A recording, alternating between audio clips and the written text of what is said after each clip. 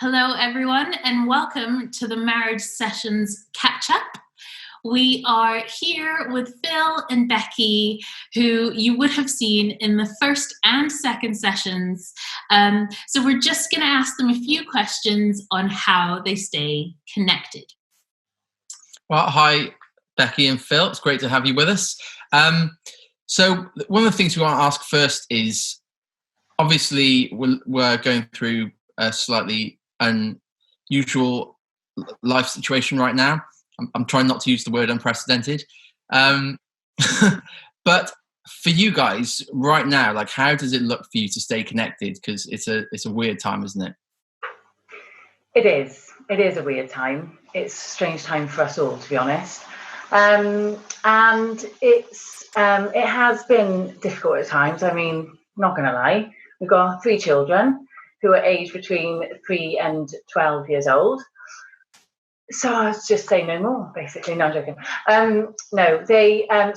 That brings its challenges. Trying to homeschool, we're both still working, and just doing all of that in one is has its moments.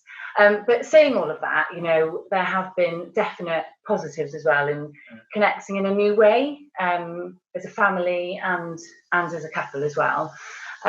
Just kind of making more of our weekends, for instance. And so usually our weekends are like packed with clubs, kids going off to do different clubs and things, church, seeing friends and family.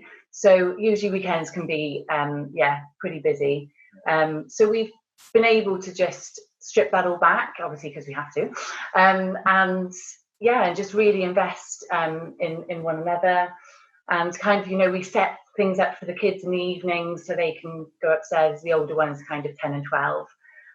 So they'll go upstairs and have sleepovers and things, which then we can still have that time together, can't we? Yeah.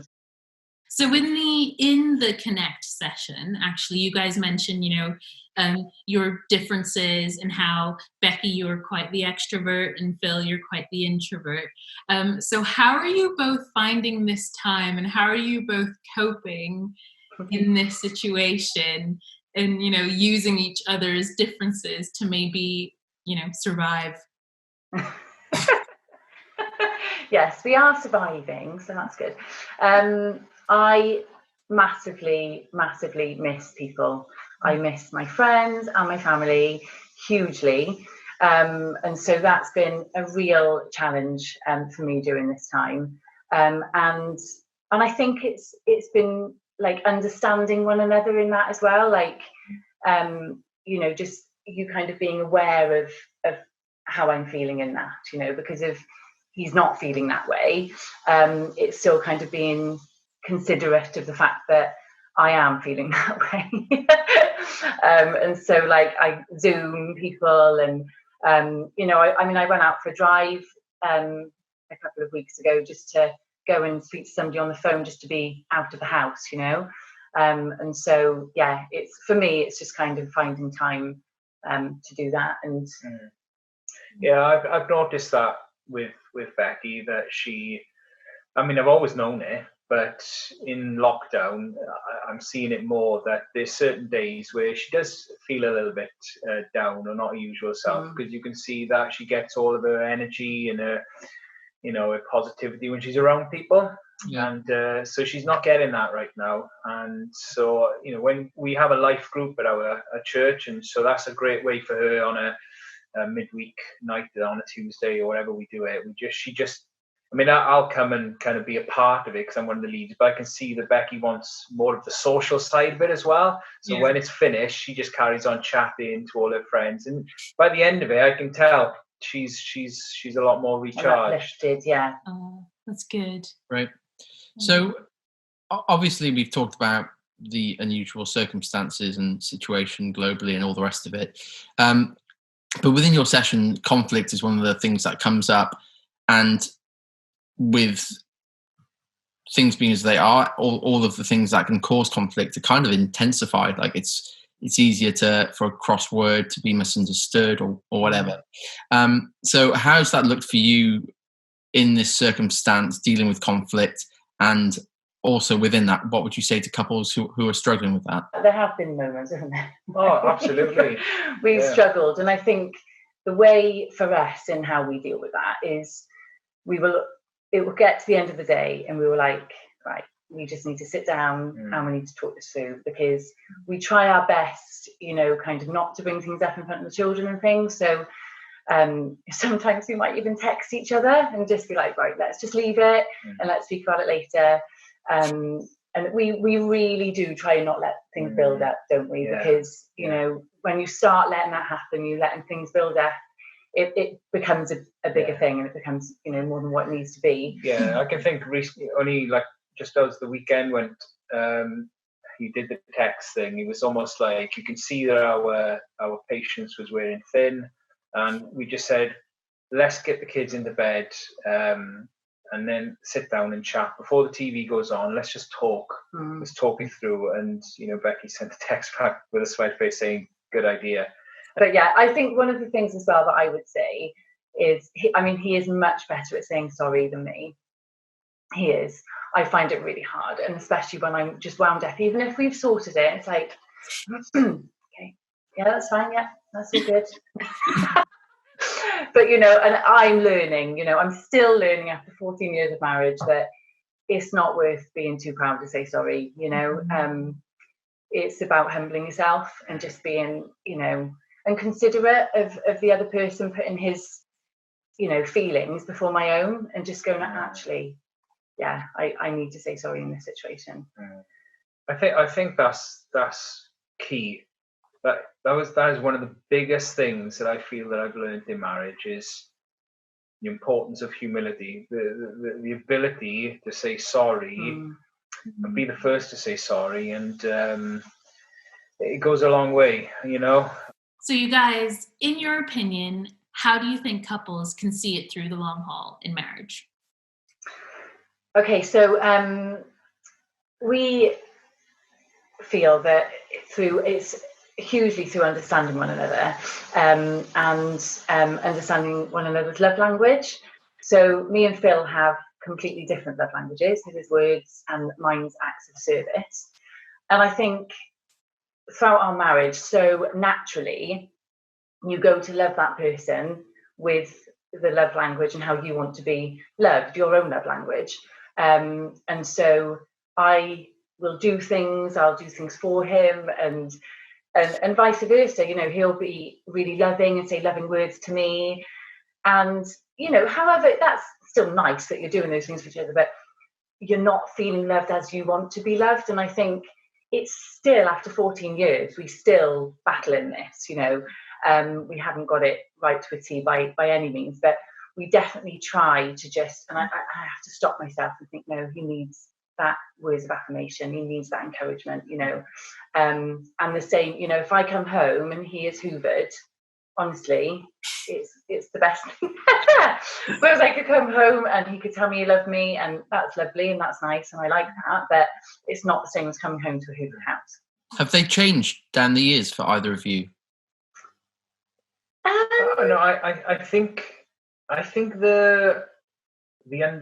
it's taken us a while to really understand at core what really makes each other feel loved. I don't think it's a year or two. I honestly feel like it's taken us years for that to evolve into a real understanding that's cemented. Now I know, if I don't feel loved if I come home and the Hoover's, the Hoover's been done and the it always dishes has have been, by the way.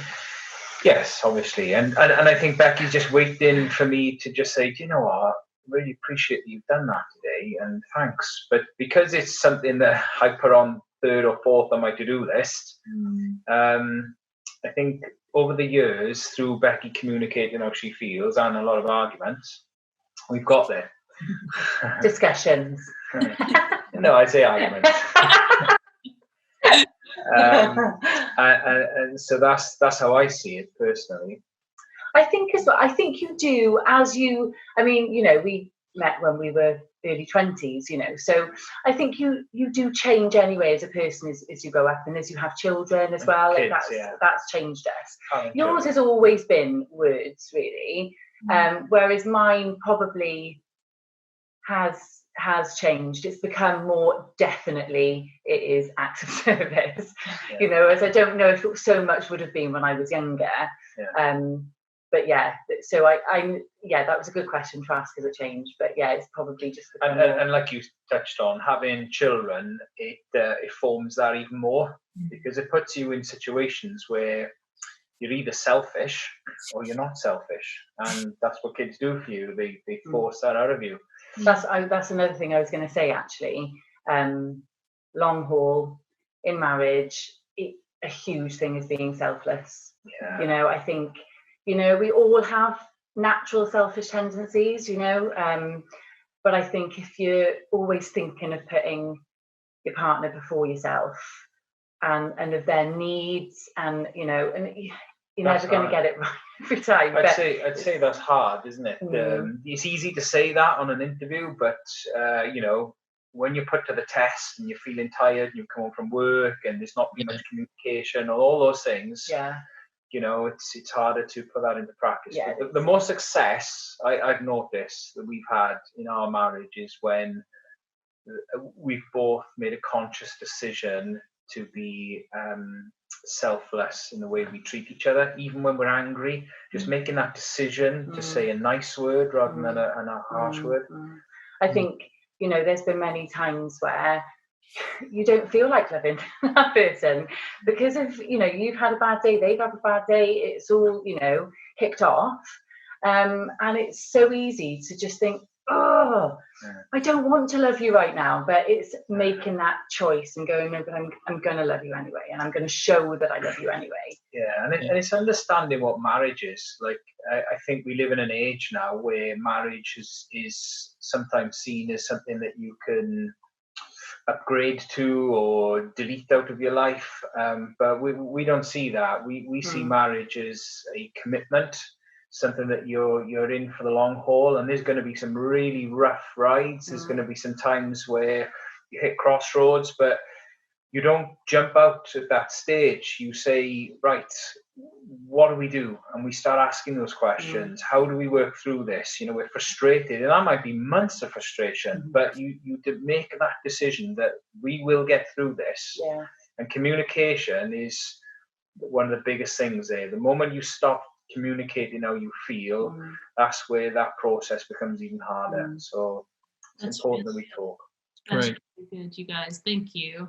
I think you said some really like powerful stuff that people can take away, you know, just choosing to love and being humble, and, you know, just continuing to communicate even in itself can be a selfless act, because I think, you know, I know that personally, sometimes I just don't want to communicate, but even just choosing to, you know, open your mouth can make such a big difference in that situation. So yeah, that is really, really great stuff. Thank you so much for your time tonight, for, you know, putting time aside in the evening to catch up with us. Just have a great evening. And I'm sure we'll see you again soon. Thank you both. Thank you.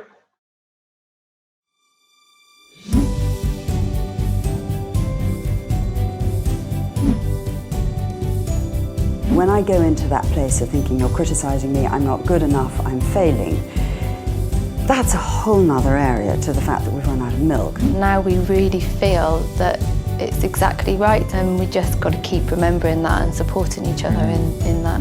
In all our marriages, there will be conflict. That in itself is not the big deal, but it is very, very important how we deal with it.